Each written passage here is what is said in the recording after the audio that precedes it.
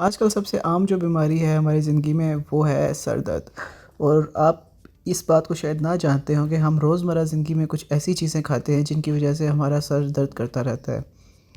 ویسے تو سر درد ہونے کی بہت سی وجوہات ہوتی ہیں، جس میں آپ کے باڈی میں چینجز ہونا، ہارمونل چینجز جو ہوتی ہیں آپ کی باڈی میں، ساتھ ہی ساتھ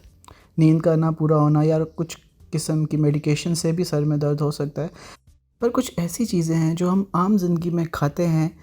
اور ہمیں اس کا اتنا بھی اندازہ نہیں کہ وہ ان کی وجہ سے ہمارے سر میں درد ہو رہا ہوتا ہے۔ وہ کچھ ایسے فروٹس بھی ہیں اور کچھ ایسی چیزیں ہیں جن کو میں آپ کو ویڈیو میں آگے بتاتا ہوں۔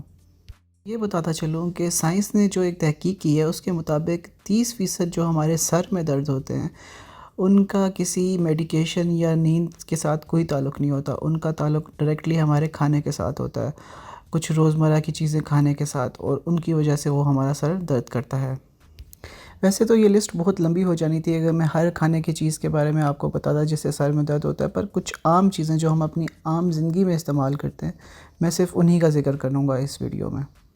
اس میں سب سے پہلے آتے ہیں سٹرس فروٹ۔ ہاں جی، ہم سب کے پسندیدہ سٹرس فروٹ یعنی کہ مالٹا، لیمبو اور اس طرح کے جو دوسرے فروٹس ہوتے ہیں، اور اس کی وجہ یہ ہے کہ اس میں ایسڈ کی مقدار بہت زیادہ ہوتی ہے جو ہمارے خون کا جو پی ایچ لیول ہوتا ہے اس کو افیکٹ کرتی ہے، اس کو ایسیڈک بناتی ہے، اور اس کی وجہ سے ہمارے سر میں درد ہوتے ہیں۔ اور تحقیق سے یہ ثابت ہوا ہے کہ تقریباً 30 میں سے جو 11% سر کے درد ہوتے ہیں وہ صرف اور صرف انہی فروٹس وغیرہ کو استعمال کرنے سے ہوتے ہیں۔ اور اس کے بعد آتی ہے ہماری فیوریٹ چیز جو ہم لوگ پزا پہ ڈال کے کھاتے ہیں۔ تو چیز پنیر وہ والی جس کو ایجنگ پروسیس کے تھرو بنایا جاتا ہے وہ ہمارے سر میں درد کی وجہ بنتی ہے، یا چیز کے پروڈکٹس جیسے کہ پزا ہو گیا یا اس طرح کی دوسری چیزیں جس طرح سے عام چیز کھاتے ہیں یا آپ سینڈوچ میں چیز ڈال کے کھاتے ہیں تو اس سے بھی آپ کے سر میں درد ہو سکتا ہے، اور اس کی وجہ یہ ہے کہ اس میں بہت زیادہ مقدار میں ٹائرامائن موجود ہوتا ہے۔ ٹائرامائن ان چیزوں میں موجود ہوتا ہے جن کو ہم لوگ تکہ یا جلا کے، یعنی جس طرح سے جلا کے بناتے ہیں یا پھر فرمنٹڈ یا ہم لوگ پریزرو کرتے ہیں، ان چیزوں میں ٹائرامائن کی مقدار بہت زیادہ ہوتی ہے۔ اب بات کی جائے تو یہ ہر طرح کی چیز میں ہوتا بھی نہیں ہے، کچھ چیز کو ایجڈ پروسیس کے تھرو بنایا جاتا ہے اور کچھ چیز کو وداؤٹ ایجنگ بنایا جاتا ہے۔ جن چیز کو ایجنگ کے پروسیس سے گزار کے بنایا جاتا ہے زیادہ تر یہ اس میں پائی جاتی ہیں، اور وہ چیز جو ہوتی ہیں چیڈر چیز ہوتی ہے، فیڈا چیز ہوتی ہے، اور پارمیسان چیز جو ہوتی ہے وہ آپ کو ایجنگ پروسیس سے بنائی جاتی ہے۔ جو دوسری چیز ہماری جو عام طور پہ یوز ہوتی ہے وہ ہوتی ہے موزریلا۔ موزریلا چیز کسی بھی طرح کی ہو سکتی ہے، یعنی کہ وہ ان کو ایجنگ پروسیس سے بھی گزار کے بنایا جاتا ہے یا وداؤٹ ایجنگ پروسیس بھی۔ آپ موزریلا چیز کو لینے سے پہلے اس کے پیکنگ پہ دیکھ لیں کہ اس کو ایجنگ پروسیس کے تھرو بنایا گیا ہے یا وداؤٹ ایجنگ پروسیس۔ اگر وداؤٹ ایجنگ پروسیس بنایا گیا ہے تو آپ اس چیز کو بغیر سر درد ہوئے استعمال کر سکتے ہیں۔ پھر آتے ہیں ہم اپنے دوسرے کولڈ فوڈز کی طرف جو ہمارے اور پسندیدہ ہوتے ہیں۔ گرمیوں میں ہم لوگ ان کا استعمال بہت زیادہ کرتے ہیں، جس میں آئس کریم آ گئی یا ٹھنڈے مشروبات، پیپسی، کوک وغیرہ۔ اگر آپ گرمی سے فوراً آ کے جلدی سے ٹھنڈا پانی، آئس کریم یا پھر کولڈ ڈرنک استعمال کرتے ہیں تو یہ کرنا چھوڑ دیں، کیونکہ یہ آپ کو میگرین جیسا سخت سر کا درد دینے میں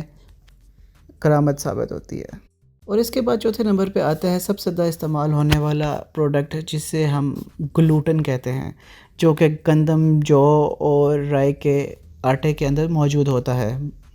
اب آٹا تقریباً پورے پاکستان میں بہت زیادہ استعمال کیا جاتا ہے، جس میں روٹی کا سب سے زیادہ استعمال شامل ہے۔ پھر ایسے پروڈکٹس جس میں گلوٹن یعنی کہ آٹے کا استعمال کسی بھی، یعنی کہ جو کے آٹے کا یا رائے کے آٹے کا یا گندم کے آٹے کا استعمال کیا جاتا ہے، ان سے ہوتا ہے۔ اس میں بیسیکلی آپ کے معدے کی الرجی ہوتی ہے گلوٹن سے۔ اگر آپ اس الرجی کا پتہ کروانا چاہتے ہیں تو NIH یعنی کہ national institute of health sciences اسلام آباد سے بھی اس کا ٹیسٹ کروا سکتے ہیں، اور دوسری جگہوں پہ یعنی کہ کراچی اور لاہور میں بھی ان کے اور بڑی جگہوں پہ ان کے آفیسز ہوں گے، وہاں پہ آپ الرجی کا ٹیسٹ کروا سکتے ہیں کہ آپ کے معدے کو گلوٹن سے الرجی تو نہیں ہے۔ اگر آپ کے معدے کو گلوٹن سے الرجی ہے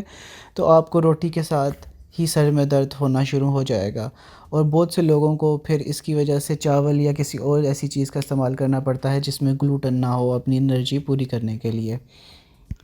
پھر آتے ہیں ایڈیٹیوز۔ ایڈیٹیوز ایسی چیزوں کو کہا جاتا ہے جو ہمارے باہر سے لی ہوئی کینڈیز یعنی کہ بسکٹس اور اس طرح کی چیزوں میں کوک وغیرہ میں شامل کیے جاتے ہیں، جن کی کوئی نیوٹریشنل ویلیو تو نہیں ہوتی، یعنی کہ وہ آپ کے صحت میں یا آپ کی انرجی میں کوئی کرامت ثابت تو نہیں ہوتے، بٹ ان کی وجہ سے ان چیزوں میں ٹیسٹ آتا ہے اور ان کو پریزرو یعنی کہ وہ لمبے سمے تک شیلف پہ رکھی جا سکتی ہیں اور بیچی جا سکتی ہیں، اسی لیے ان چیزوں کی ایکسپائری جو ہے وہ بڑھائی جاتی ہے اس سے۔ اگر تو آپ بازار سے بہت سی چیزیں ڈبہ پیک لے کے کھاتے ہیں یعنی کہ شاپر میں پیک،